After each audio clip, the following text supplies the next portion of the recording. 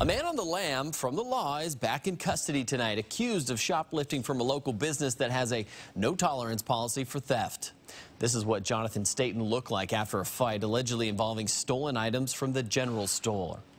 Stayton had walked away from a work crew in Spokane Valley on March 5th, sending the Central Valley School District into a lockout. He's been on the run since, eluding law enforcement until Sunday, when his picture became one of hundreds of photos in the general store's collection. The faces of people who've attempted to walk out with goods they didn't pay for. But unlike many of those others, Stayton put up a fight. KXLY4's Caroline Rourke shares surveillance video you'll see only on KXLY4 News.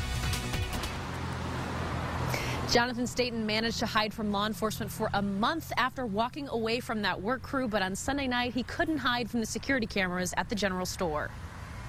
When they noticed him on their computer screens, the security team at the general store didn't know who Jonnathan Stayton was, but they say they knew what he was doing. I watched him on cameras while my security guy watched him to the store, and he went down a back aisle and started stuffing stuff in his pockets. John Evans and his staff say they watched Stayton pocket a few Carhartt beanies, a small torch, and a heavy-duty magnet, which he says shoplifters use to interfere with store alarms. Then they decided to stop him. We approached him at the front of the store, and at first he was kind of cooperative, like, oh, okay. And then when he realized that we were going to detain him for shoplifting, he became very violent. The security cameras caught the struggle as staff tried to get Stayton back inside.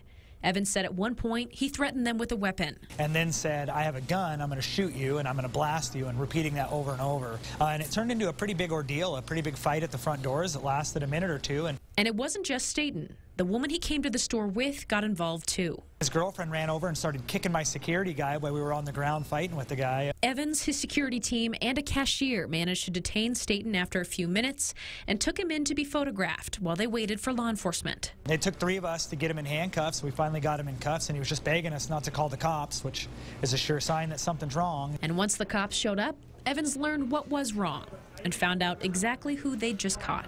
We catch a lot of bad guys here. We've got people that have been wanted for murder before. We've got people with stolen guns before. So really nothing shocks me anymore when we do catch somebody who's wanted for something.